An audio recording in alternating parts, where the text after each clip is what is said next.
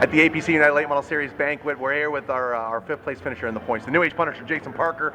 Fantastic 2015 season, my man. And after a full career racing at Sauble, just doing the weekly thing, you sort of stepped out a little bit. You did a touring deal this season for the first time ever. What drew you to the tour? Well, family.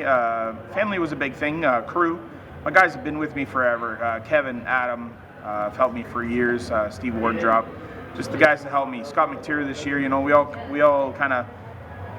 We love racing, so we came together. We want to keep racing, but we got to race at a different level than we have in the past because we all have things to do, and racing every week is tough. So this series was what we were looking for. So it was a breath of fresh air into late model racing, and we were happy to jump on. How about that level of competition, though? I mean, I know Sauble has a very, very good field of limited late models, but running on the tour for 7 weeks this summer, was this something completely different? Well, absolutely. I mean, you see the guys that are here at the banquet, like the top 5 alone. I'm proud to be in the top 5 amongst these guys. I look at a lot of these guys in the top 25 this year are all tough guys, and some nights we had 40 cars show up, and any one of those cars were great cars. So I have a good program. I'm happy to be a part of McCall Racing Products. I got a great crew that've been with me forever and great sponsors, and we've got a good team, and I feel that we deserve to be competitors in the APC series, and I hope we are again next year. Now, you went all season and really only had one bad night, and that bad night was only a mechanical problem at Peterborough. Everything else, I mean, very rarely did you miss on the setup, very rarely did you make a mistake. I mean, it was a very, very good season from start to finish for you guys. Yeah, we had 4 top 5s, and on tracks we're comfortable with. Delaware is not a track I'm good at. I've talked with Mike, we got to get better there. So there's no doubt there. And then going into Peterborough, we had some a car failure, and that set us back. But Peterborough is a track that I typically do well at, and we ended up finishing last there just because of mechanical failure. Had that not happened, we might have been a contender at the end. Dale Shaw, Sean Chenoweth, Matt Box, Cox, all those guys were very deserving of where they finished. But I mean, we could have ran with those guys. But that's what it's all about. I have a lot of respect for all the guys in this series, and that's very important to run with guys you respect. And I think by the end of the season, the racing showed that. I mean, it was great racing, side by side. Robin's racing, and I think the wrecking really was at the minimal by the end of the year, because I think everyone had a lot more respect for each other. And looking forward to next year. That's what'll bring me back. Had the season ended the way it started, I probably would have packed it in with this stuff, because I'm not a team that can wreck every week and come back next week again with a new car. I mean, we run one car and we fix it ourselves. So if we wreck it every week, we're done. So I think, like I said, by the end of the year, everyone was racing the way I need to race, and the way I hope this series is next year.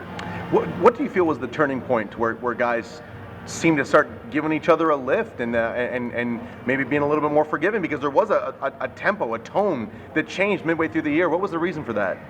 I don't know. I think it's like anywhere, a track. When you race at your home track, you race with these guys, you loan parts to these guys, you hang out after and drink beer together, you become friends with these guys. Well, we threw together a series that brought together 4 or 5 tracks into one. Some of these guys I've never met in my life that I raced against, but you race with these guys 3-4 times, you're in the pits, you borrow a part, you borrow a tool, you help a guy out, and you start to become friends, and I think that's important in what we're doing here. Like, no one's getting rich racing, so we do this for fun. So if everyone can be friends, and I think the friendship thing, that's where the lift comes from. You respect the guy beside you, and you look at him and you think, man, I wouldn't want to fix my car, so you lift, you let him in. Late in the season, you guys were actually switching the one chassis back and forth between a limited late model and a pro late model. I mean, how difficult was it to do that on an almost full-time basis? Well, absolutely. I mean, my crew stepped up huge there. Kevin Virtue, Adam Page, Scott McTeer, Steve Wardrop. Those guys, they were there. We spent 3-4 nights a week every week for the last month out in the shop. We kind of fell into a run at Sauble Speedway this year. We weren't going to run there, but we ended up going there, and then near the end of the year, when we decided we were selling the one car, we were kind of leery on how hard we wanted to run that car. It was the car we wanted to try to sell, so we ended up using one car for everything. So that meant changing engine, transmission, suspension, everything back and forth each week virtually to run APC one week, Sauble the next week. And I mean, we put a good run on at the end.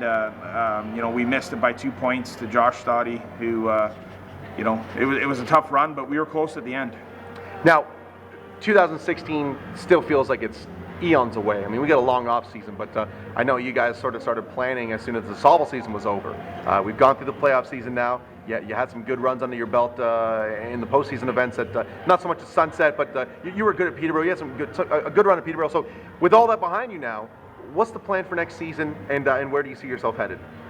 You know what, Spencer? In years gone by, I've kind of known what I wanted to do. This year, I honestly can tell you, I do not know what we're doing next year.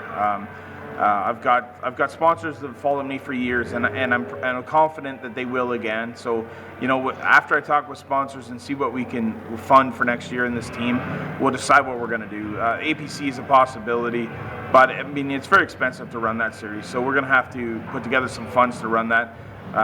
The crew, I mean, these guys work hard. They've got family lives and work to do as well. So, we're going to talk with them and see what they want to do. But, I mean, everyone seems to be in favor of running an APC schedule if it works out with us. So we're going to see where we go from there. But who knows? Who knows? I'm waiting for the rule meetings and the schedules to come out, and then we'll go from there. Did you have one moment in 2015 that you were most proud of?